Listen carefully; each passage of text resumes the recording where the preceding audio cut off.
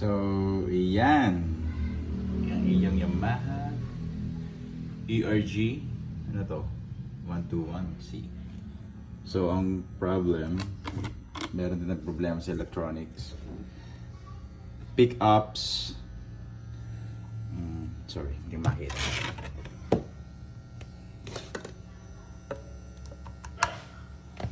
Try muna natin to. Wait lang. Para at least. Ayan, kinamala ba yan? Alright. Subukan mo natin itong gumagana siya. Okay naman. Gitna. Bala. Gitna. Buka natin dito. Sa may bridge. Bridge nga. Okay din. Ito ang may problema. Hindi ko lang kung wiring. Kailangan kong makita yung ilalim. At the same time, baka ito may problema. Itong switch. Kasi kanina wala siyang, hindi siya panasilitan muna ng connection cleaner, contact cleaner. So ngayon medyo maluwag na siya, okay na siya. So nga lang, hindi ko lang ba't hindi ito nagana. Ito gumagana naman ito. So itong problema gitna. So kailangan ko siya makita. Sa likod naman kasi, yung likod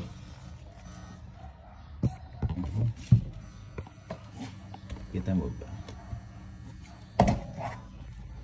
Ito yung likod niya.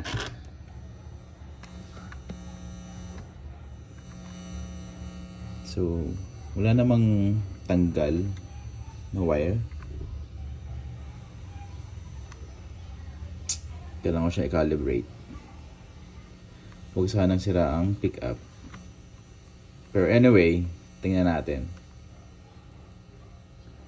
Baka kasi ito ang may problema kung bakit hindi ka makagat yung pick-up na middle.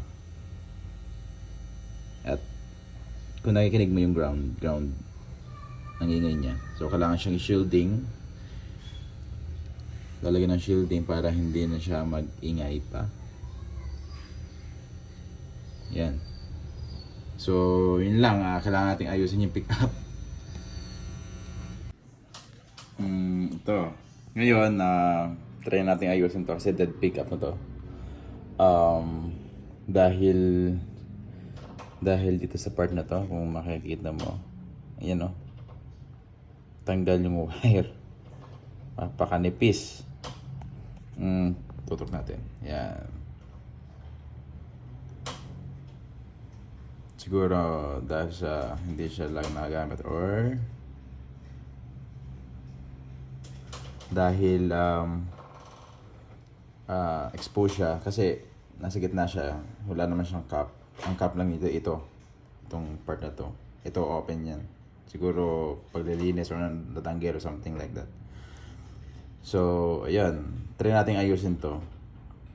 Before that, kailangan pang i-configure kung ito talaga yung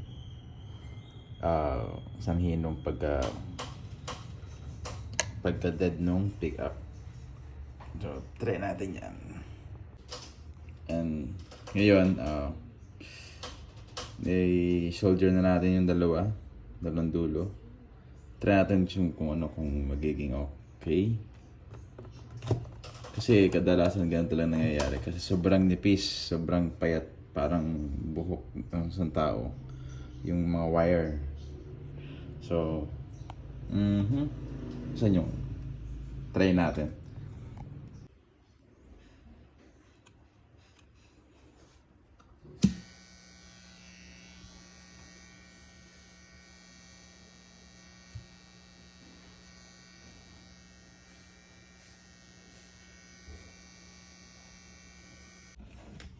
Ayan. So try natin yung pickup system. May shielding na siya.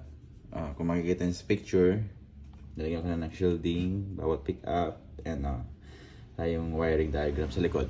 So, ngayon, try natin kung maingay pa or may mga unwanted grounding. So, humming yan. Kaya natin mawala yun. So, try natin. Saksak natin ito. Off. Bukas na siya. Ay, hindi pa pala nakasaksak.